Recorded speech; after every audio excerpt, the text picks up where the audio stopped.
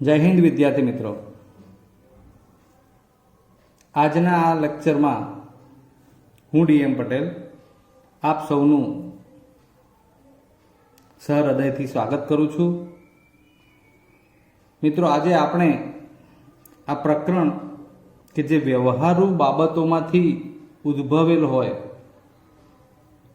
આપણે જાણીએ છીએ શરૂઆતમાં જ મેં તમને સમજાવ્યું હતું કે લંબચોરસથી લંબાઈ, પહોળાઈ અને ક્ષેત્રફળ, જ્યારે આમાંથી ખૂટતી બાબત શોધવાની કોઈ વાત હોય અને ત્યારે જે સમીકરણ બનતું હતું એ દ્વિઘાત સમીકરણ અને એવા અન્ય વ્યવહારુ કોયડાઓ કે જેમાં દ્વિઘાત સમીકરણ બનતું હોય અને આપણે એને ઉકેલવાનું થતું હોય, એટલે એ દ્વિઘાત સમીકરણનો ઉકેલ અવયવીકરણ રીતથી અને દ્વિઘાત સૂત્રની રીતથી શોધવાનું તો આપણે શીખી ગયા છીએ. એટલે આજે અત્યારે હવે ખરા અર્થમાં જે વ્યવહારુ કોયડાઓ ઉકેલવાના હોય અને એમાં એ કોયડાઓ ઉપરથી જે કોઈ પણ પદ ધારવાનું હોય એ ધારી અને જવાબ સુધી કેવી રીતે પહોંચાય છે એ બાબતો આજે આપણે જોવાની છે. તો આવો પહેલો પ્રશ્ન જોઈએ. આમાં મેં નંબર 3-4 આપ્યા છે, 1-2 પછી લઈશું. સરળ છે એટલે આપણે શરૂઆત એનાથી કરીએ. બે એવી સંખ્યાઓ શોધો કે જેમનો સરવાળો 27 અને ગુણાકાર 182 હોય. મિત્રો, બે સંખ્યાનો સરવાળો 27 કરવો હોય તો એમાંથી આપણને બે ભાગ મળવાના છે.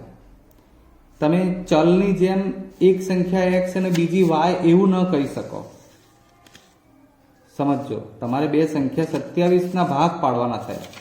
અહીં શું કહ્યું છે તમને કે બે સંખ્યા એવી શોધો કે જેમનો સરવાળો 27 થાય. એટલે આપણે એવું ના કહીએ કે x વત્તા y 27, કારણ કે બે ચલ આવી જાય. આપણે એક જ ચલ x માં જ આ જવાબ લાવવાનો છે. બરોબર છે? એટલે એક સંખ્યા x છે અને આ બીજી સંખ્યા આપણે એમને એમ રાખીએ અને એ બંનેનો સરવાળો 27 એવું વિચારીએ. તો એક x છે, બીજી સંખ્યા આપણે એમને રાખીએ તો આ બીજી સંખ્યા કઈ બને? આ x સામે જાય એટલે 27 - x. સપોઝ કે 20 અને 7 આવા બે 27ના ભાગ પડતા હોય તો આ x હોય તો આ 7 ક્યાંથી મળે? તો કે 27માંથી આ 20 બાદ કરો, કેટલા બને? 7, જે આ રહ્યા. એટલે x સ્વરૂપમાં સરવાળો હોય તો ભાગ પાડતા આવડવું જોઈએ. 27ના ભાગ એટલે 27નો એક ભાગ x અને બીજો 27 - x. કોઈ પણ સંખ્યા માટે ભાગ સરવાળાથી પાડવાના હોય એટલે એ સંખ્યામાંથી એક x ભાગ અને એ બીજો ભાગ જે છે જે ટોટલ સંખ્યા આવતી હોય સંખ્યા -x જેટલો લેવાનો. આ ખાસ ધ્યાનમાં લેજો. એટલે આપણે અહીં 27ના બે ભાગ પાડવાના છે સૌથી પહેલા તો. એટલે એની બાબત સૌથી પહેલા લખીશું.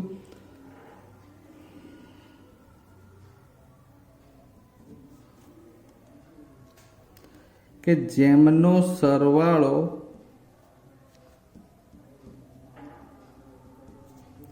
27 થાય તેવી બે સંખ્યાઓ પૈકી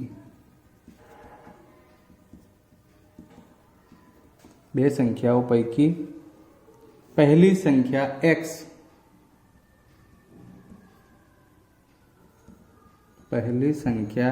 x અને બીજી સંખ્યા 27 - x છે. ક્લિયર? સંખ્યા બનાવતા આવડવી જોઈએ. હવે લખ્યું છે એમનો ગુણાકાર 182. ગુણાકાર 182 કોનો? આ બે સંખ્યાઓનો. આ બે એટલે કઈ? પહેલી સંખ્યા x અને આ બીજી 27 - x. એટલે આપણે લખીશું x કૌંસમાં 27 - x બરાબર 182. હવે ગુણતા જઈએ એટલે 27 × x એટલે 27x, x નો ગુણાકાર x જોડે એટલે x² -182 લઈ લઈએ આ બાજુ, બરાબર 0 આપી દઈએ. એટલે હવે પદો ગોઠવી નાખીએ તો આ -x² વત્તા 27x -182 બરાબર 0. હજુ આની નિશાની બદલી નાખીએ. x² 27x ઋણ, આ માઇનસનું પ્લસ, આ પ્લસનું માઇનસ, આ પ્લસ 182 બરાબર 0. અહીં રિમાઇન્ડ કરાવું છું, બરાબરની સામે 0 છે માટે તમે બધા પદની નિશાની બદલી શકો છો. એટલે કે બંને બાજુ -1 વડે ગુણી શકો છો અને બરાબર હોવાથી એકલી બહુપદી હોય આવી રીતે તો એવું ન થાય, ધ્યાન રાખજો. હવે 182ના ભાગ પાડવાના છે ગુણાકારથી. અહીંયા 1 છે, આ મધ્યમ પદના ભાગ પાડવાની રીત થઈ. આ આપણું થઈ ગયું દ્વિઘાત સમીકરણનું પ્રમાણિત સ્વરૂપ. હવે 182ના ભાગ પાડવાના કે જેનો સરવાળો 27 આવે. આપણે 2 વડે વિચારીએ તો 2 9 18, આ 1 13 7 91, ચલો 7 દુ 14 અને આ 13, 14 વત્તા 13 એટલે 27. આ 2 ભાગ પડશે, બરાબર છે. તમે અહીંયા આગળ x² -14x -13x પ્લસ 182 બરાબર 0. 2 માંથી કોમન, x કોમન, x -14, અહીંયા -13 કોમન એટલે અહીંથી વધે x. આ બધી આગળ ચર્ચા ઘણી કરી છે આપણે. માઇનસ છે એટલે આ નિશાની બદલાય. 14 ગુણ્યા 13 એટલે 182 માટે 2 કૌંસ થઈ ગયા. એક કૌંસ x -14, બીજો x -13 બરાબર 0.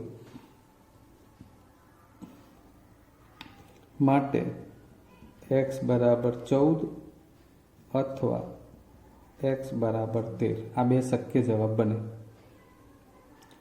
એટલે અહીં પહેલી સંખ્યા 14 હોય તો બીજી સંખ્યા 13 કહી શકાય, અને પહેલી સંખ્યા 13 હોય તો બીજી સંખ્યા 14 કહી શકાય. માટે 2 જવાબ શક્ય હોય એટલે પહેલી સંખ્યા બરાબર 14 તો બીજી સંખ્યા 13, અને પહેલી સંખ્યા બરાબર 13 તો બીજી સંખ્યા બરાબર 14 બને. એટલે આપણે બંને જવાબ લખ્યા, જે શક્ય છે એ બંને લખ્યું. ક્લિયર? ચાલો બીજો પ્રશ્ન. જેના વર્ગોનો સરવાળો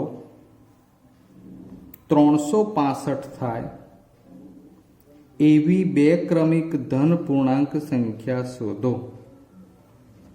જે શોધવાનું છે તે 2 ક્રમિક ધન પૂર્ણાંક, એટલે 15 અને 16, 16 અને 17, 20 અને 21, 19 અને 20, 25 અને 26 એવી રીતે કહે છે. તો સૌથી પહેલું કામ આપણું એ સંખ્યાઓ ધારવાનું કે ધારો કે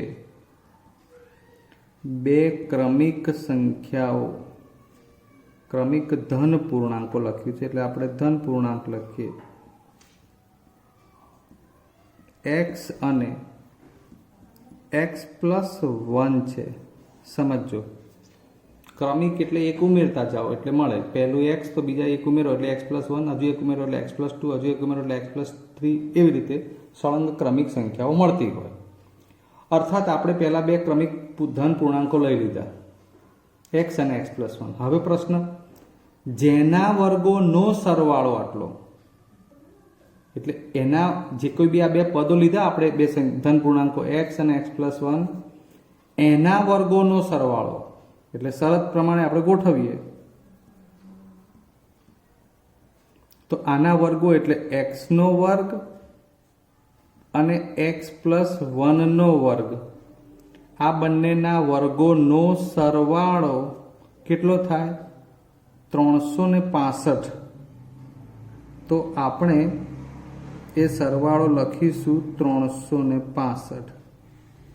આ બરાબર આવું કહેવા માંગે છે કે જેના વર્ગોનો સરવાળો 365 થાય તેવી 2 ક્રમિક ધન પૂર્ણાંક સંખ્યા. એટલે આ બંનેના વર્ગો કર્યા, એમનો પ્લસ સરવાળો કર્યો, કેટલું બતાવવાનું છે? 365. બસ હવે આપણે એને છૂટું કરીએ. માટે આ થઈ ગયું એક x².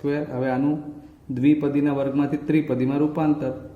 પ્રથમ પદનો વર્ગ વત્તા 2 ગુણ્યા બંનેનો ગુણાકાર એટલે 2x પ્લસ અંતિમ પદ 1 નો વર્ગ 1, 365 ને આ બાજુ લઈ લો બરાબર 0. આપણું કામ દ્વિઘાત સમીકરણનું પ્રમાણિત સ્વરૂપ મેળવવાનું છે.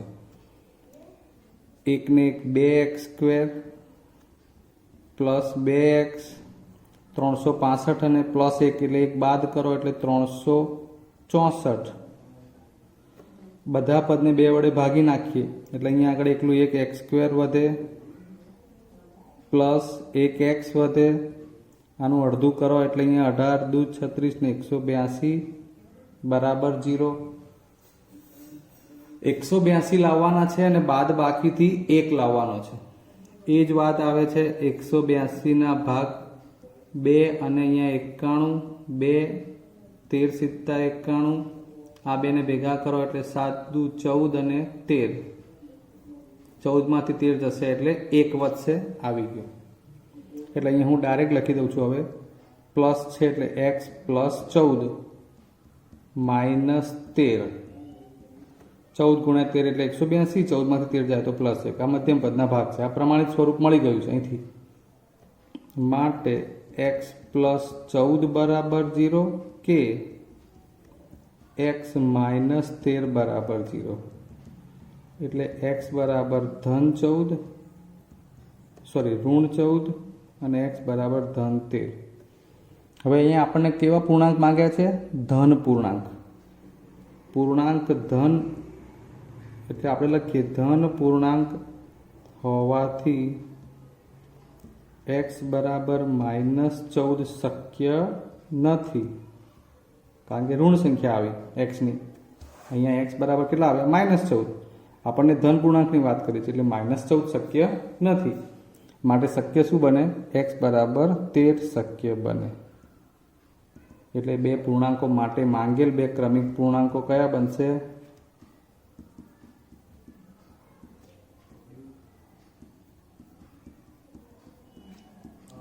તેર અને 14 છે. ક્લિયર? ચલો હવે બીજો એક દાખલો લઈએ આગળ.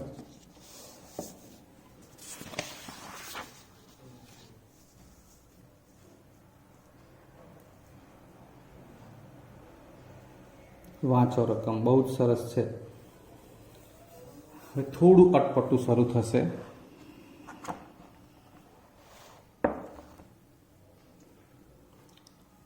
જ્હોન પાસે અને જીવંતી પાસે, જ્હોન અને જીવંતી પાસે કુલ 45 લખોટીઓ હતી. જ્હોન અને જીવંતી પાસે, ચલો આ જ્હોન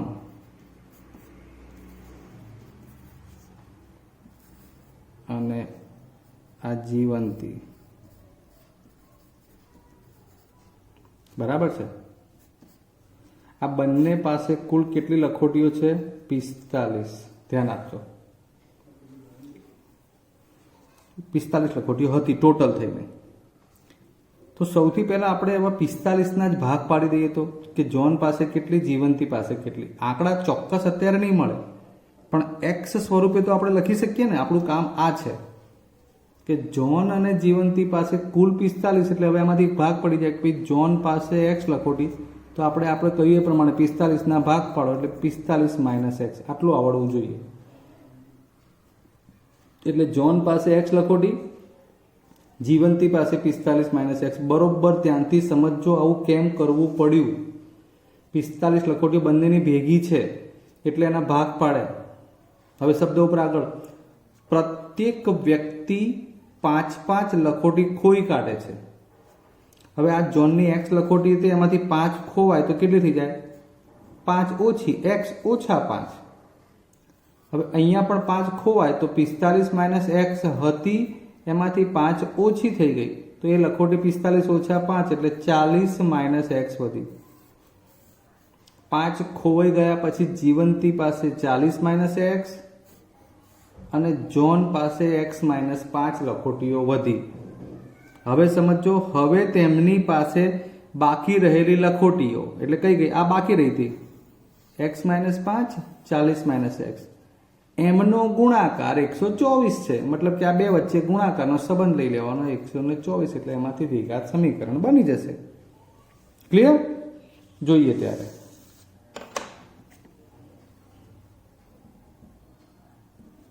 હવે લખીએ. ધારો કે જોન પાસે x લખોટીઓ છે, ત્યારે જીવંતી પાસે 45 - x લખોટી હોય. 45 લખોટી જે ટોટલ બંને પાસે હતી એના બે ભાગ પાડે.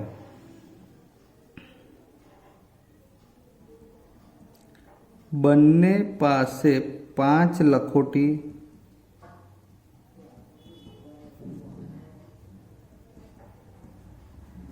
ખોવાઈ જાય તો જોન પાસે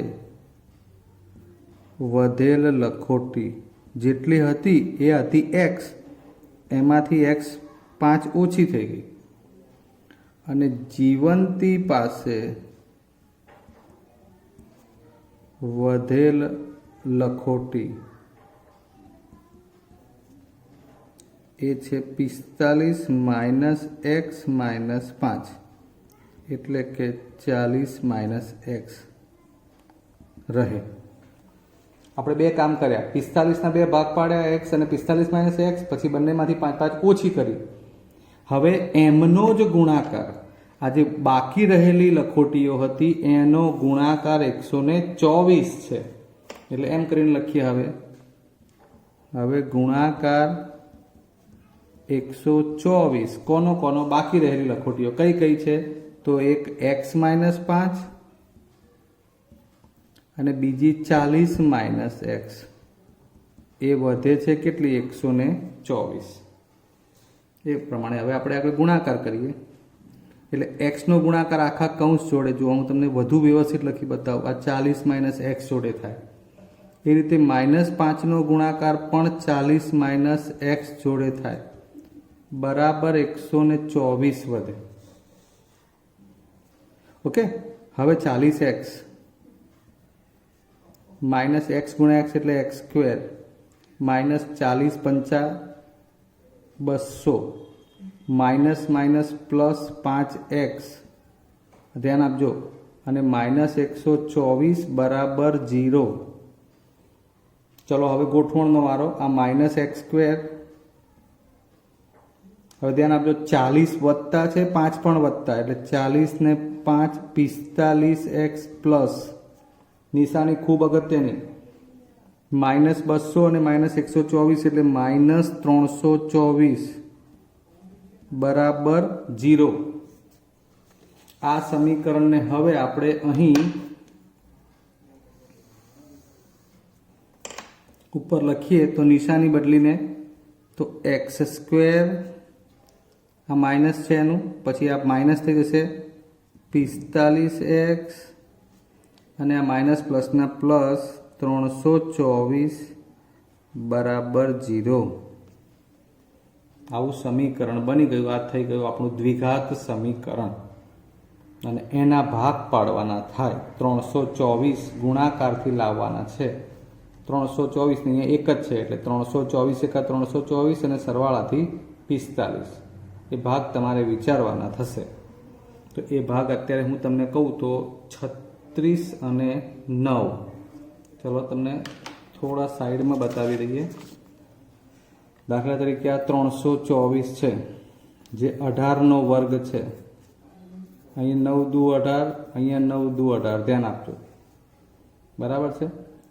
અહીંયા 9 દુ 18 દુ 36, આ બે 9 ગુણ્યા 2 લીધા અને આ બગડો લીધો, એટલે 9 દુ 18 અને 18 દુ 36, અને આ વધ્યા કેટલા? 9, એટલે 36 ને 9 બંનેનો સરવાળો કરો એટલે 44 થઈ ગયા. સોરી 45, 9 6 15, બરાબર. એટલે બે ભાગ પડી જશે 36 અને 9.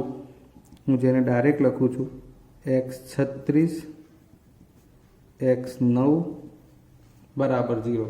બંને માઇનસ પ્લસ છે એટલે માઇનસ માઇનસ આવશે, એટલે કે x માઇનસ 36 બરાબર 0 કે x માઇનસ 9 બરાબર 0 માટે x બરાબર 36 x બરાબર 9.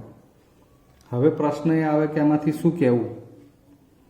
તો આપણને ચોક્કસ માહિતી કહી ના શકીએ આપણે કે 36 જ લખોટી હશે, કારણ કે બે જવાબ શક્ય બને કે જ્હોન અને જીવંતી પાસે શરૂઆતમાં અનુક્રમે 36 અને 9 લખોટી હોય, એટલે કે જ્હોન પાસે 36 તો જીવંતી પાસે 9, અને એ ના હોય તો જ્હોન પાસે 9 અને જીવંતી પાસે 36 લખોટી હોઈ શકે. બરાબર છે? માટે જ્હોન અને જીવંતી પાસે અનુક્રમે 36 અને 9 અથવા 9 અને 36 લખોટીઓ હોય. બરાબર છે? આપણે બહુ સરસ રીતે આખો દાખલો સમજ્યા છીએ. ફરીવાર તમારે આખો દાખલો સમજવાનો અને પછી જાતે ગણવાનો થાય. હજી એક દાખલો બીજો જોઈએ.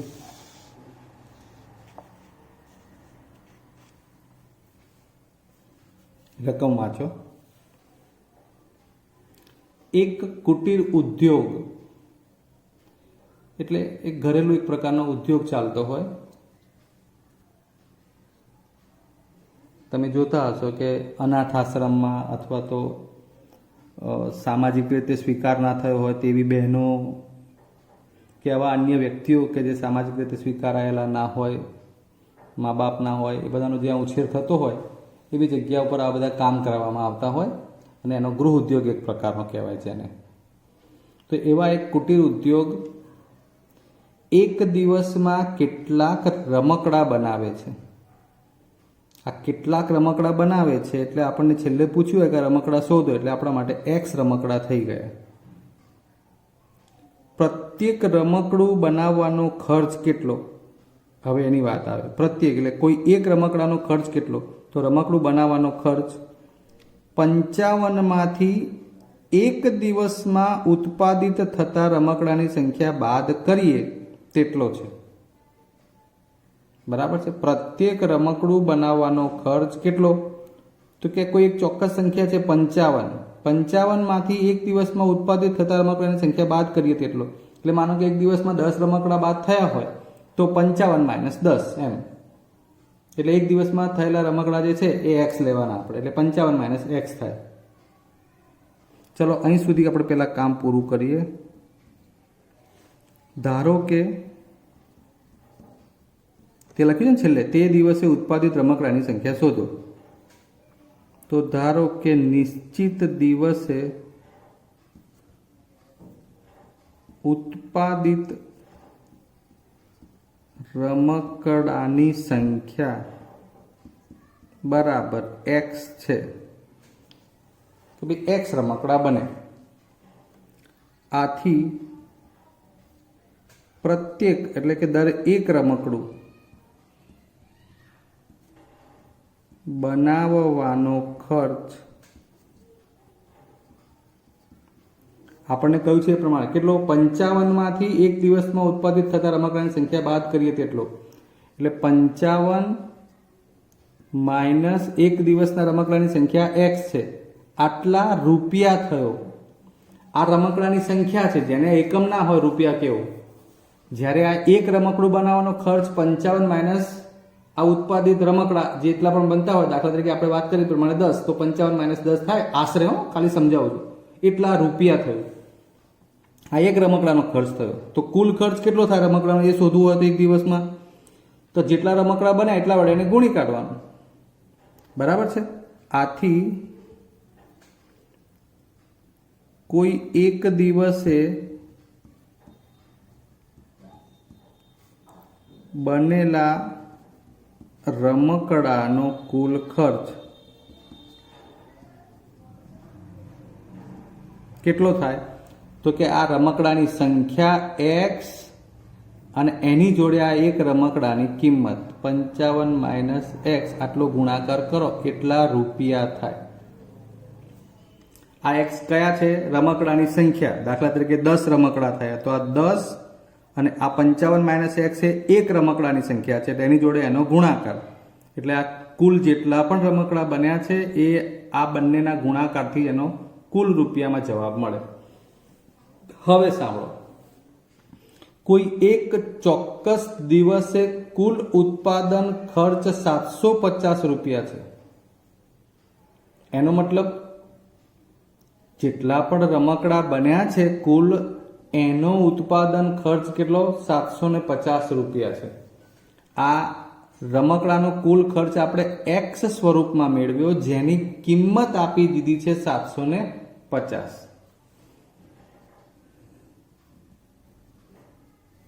કુલ ઉત્પાદિત ખર્ચ બરાબર 750 છે. એનો મતલબ કે માટે આ રમકડાની સંખ્યા જોડે એક રમકડાની કિંમત ગુણીએ એટલે કુલ રમકડાનો ખર્ચ જે આપ્યો છે એ 750. હવે અહીંથી આપણે દાખલાનું સાદું રૂપ જ આપવાનું રહેશે. 55x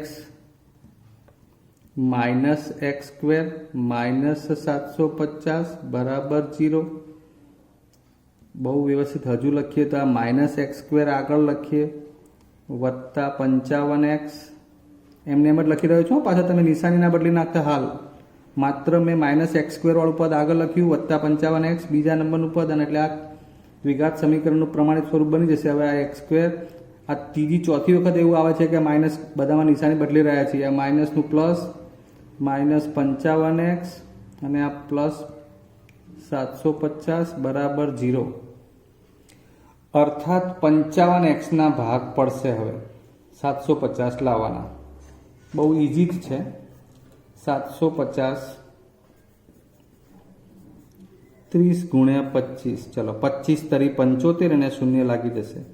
25 અને 30 નો સરવાળો થઈ જશે 55. ક્લિયર? એટલે તમારા માટે હવે અહીંયા ત્યાં સરળ છે એટલે આના ભાગ આવી જશે x માઇનસ 30 x માઇનસ 25 બરાબર 0. મેં એના સીધા અવયવ લખ્યા છે એટલે કે x માઇનસ 30 બરાબર 0 અથવા x માઇનસ 25 બરાબર 0, x બરાબર 30, x બરાબર 25. બરાબર? અહીં બંને જવાબ શક્ય બનશે.